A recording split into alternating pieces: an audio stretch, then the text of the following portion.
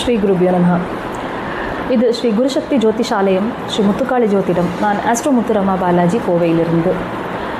இப்போ மேஷம் முதல் மீனம் வரை உள்ள 12 ராசிகளுக்கும் இந்த ஜூலை மாதம் என்ன விதமான பலன்களை தரப்போகிறதுன்னு விரிவாக பார்க்க போகிறோம். இந்த ஜூலை மாதத்தில் கிரகங்களுடைய பயிற்சி எப்படின்னு பார்த்தா, வக்ரகதியில் கடகராசிக்குள்ளே சஞ்சாரம் பண்ணி கொண்டிருக்கின்ற புத பகவான் அப்படியே வக்ரமாய் மிதுனத்துக்குள்ளே வருவர். அங்கே வக்ர நிவர்த்தியும் கிடைக்கும். அடுத்ததாக சூரிய பகவான் மிதுனத்திலிருந்து கடகத்துக்கு வருவார் ஆடி மாதம் அப்படிங்கிறதுனால. கடகராசிக்குள்ளேயே குருவுடன் சஞ்சாரம் பண்ணி கொண்டிருந்த சுக்கிர பகவான் சிம்மராசிக்குள்ளே வரப்போகிறார். மற்றபடி சனி ராகு எல்லாம் அவங்கவுங்களுடைய பிளேஸ்மெண்ட் அதே தான். குருவும் கடகராசியில் உச்சகதியில் இருக்கார். சிம்ம ராசி அல்லது சிம்ம லக்னக்காரர்களுக்கு உங்களுடைய ராசிநாதன் அப்படின்னு சொல்லக்கூடிய சூரியன் உங்கள் ராசிக்கு விரயஸ்தானத்துக்குள்ளே வருவார். ஆடி மாதம் அப்படிங்கிறதுனால கடகத்துக்குள்ளே நுழையிறார். உங்களுடைய ராசி லக்னத்துக்குள்ளேயே கேத்து பகவான் இருக்கிறார். உங்களுக்கு அஷ்டம சனி காலம் இது. இப்போ 12ஆம் இடத்துல ஏற்கனவே சுக்கிரன் குரு 2 பேரும் இருக்காங்க. அதில் புதன் அதில் சேர்ந்துக்கிறார். அவர் வக்ரகதியில் அங்கே இருக்கிறவர் இப்போது விலகி மிதுன ராசிக்குள்ளே லாபஸ்தானத்துக்குள்ளே போகிறார். லாபாதிபதி லாபஸ்தானத்திலே இருக்கார். தன லாபாதிபதி உங்களுக்கு புதன் பகவான் அப்படிங்கிறது. ஸோ இது ரொம்ப ஒரு சூப்பரான காலம். நிறைய வருமானம் சரியாக இல்லை, தொழிலில் முடக்கம், வேலை இழப்பு, திருமண வாழ்க்கையில் நிறைய கஷ்டம், இப்படி அடுக்கடுக்காக பல விஷயங்களையுமே ஒரு தொல்லைகளையும் சங்கடங்களையும் சந்தித்து கொண்டிருந்த சிம்ம ராசிக்காரர்களுக்கு இது ஒரு விமோச்சன காலம் அப்படின்னு சொல்லலாம். அதற்காக தான் குரு பகவான் அங்கே நகர்ந்து வந்திருக்கார் கடகத்துக்குள்ளே. அப்போ குரு பகவானுடைய பார்வைப்படும் இடங்கள் எல்லாமே அதனுடைய கெட்ட பலன்களை இழந்து நற்பலன்களை தர ஆரம்பிக்கும்.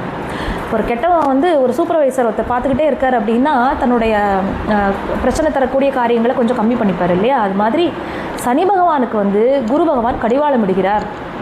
அது ஒரு நல்ல விஷயம். ஸோ அதனாலேயே நீங்கள் கொஞ்சம் நிம்மதியோடு இருக்க முடியும். அஷ்டம சனியோடைய பாதிப்பு அப்படிங்கிறது குறையும்.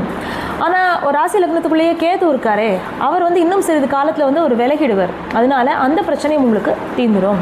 அப்போ சிம்மராசிக்காரர்கள் இனி உங்கள் வாழ்க்கையில் ஒரு நல்ல விஷயங்கள் நடக்கும், விடியல் பிறக்கும் அப்படிங்கிறத நீங்கள் நிச்சயமாக நம்பலாம்.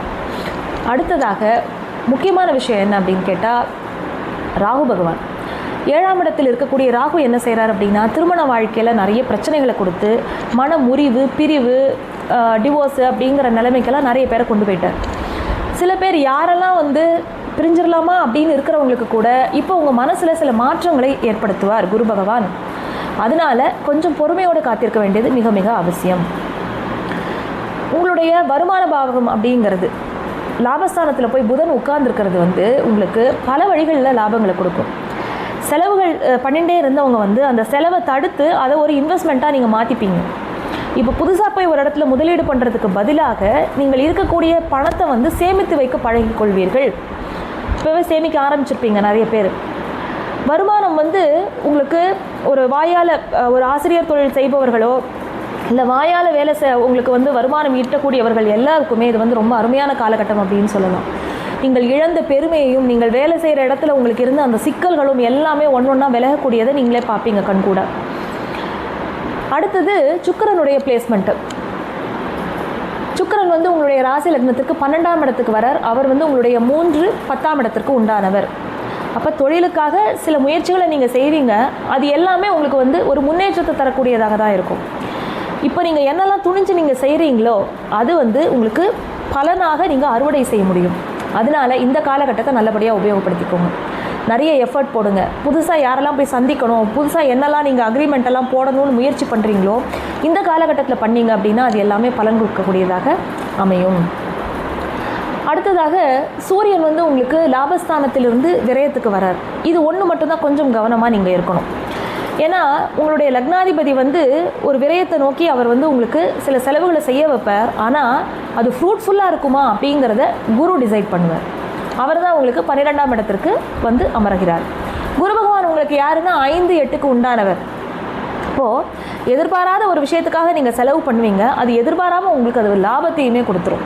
ஸோ அந்த விதத்தில் அது உங்களுக்கு நல்ல பலன்களை தரக்கூடியதாக இருக்கும். குழந்தைகளுடைய வாழ்க்கையில் ஏதாவது சங்கடங்கள் இருந்தது, கடல் கடந்து போய் படிக்கிறாங்க பசங்க அப்படின்னா இப்போ அவங்களுக்கு வாழ்க்கையிலையும் நல்ல முன்னேற்றங்களை நீங்கள் பார்க்கலாம். மூத்த குழந்தையை பற்றி மனசில் நிறைய கவலைகள் ஏற்படும். அதனால் அவங்க வெளி மாநிலத்தில் இருந்தாங்க அப்படின்னா அவங்க எப்படி இருக்காங்க, அவங்களுடைய முன்னேற்றங்கள் எப்படி இருக்குது, படிக்கிறாங்க அப்படின்னா சரியான ஒரு இடத்துல அவங்க இருக்காங்களா, அதெல்லாம் கொஞ்சம் என்ஷூர் பண்ணிக்கோங்க. நிறைய பேருக்கு வந்து குழந்தைகளுக்காகவோ இல்லை உங்களுடைய வேலைக்காகவோ அதற்காகவோ வெளி ஊர்களுக்கு நீங்கள் நிறைய பிரயாணம் பண்ண வேண்டியதாக இருக்கும். நிறைய அலைச்சல்கள் இருக்கும். ராத்திரி கண்முழித்து பிரயாணம் பண்ணுற மாதிரி இருக்கும். தூக்கம் கெட்டு போகும்.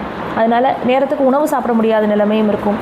அது எல்லாமே கொஞ்சம் கொஞ்சமாக உங்களுக்கு ஒரு நல்ல காரியத்துக்காக அப்படிங்கிற மாதிரி தான் இருக்கும். இத்தனை நாளாக வெட்டியாக அலைஞ்சோம், பிரயோஜனமே இல்லை, வேஸ்ட்டு, ஒரு தடவைக்கு 4 தடவை அலைய விட்டாங்க அப்படிங்கிறதெல்லாம் போய் ஒரு அலைச்சல் ஒரு வேலைக்காக நீங்கள் பிரயாணம் பண்ணால் கூட அது வந்து உபயோகரமானதாக இருக்கிறத நீங்கள் உணர முடியும்.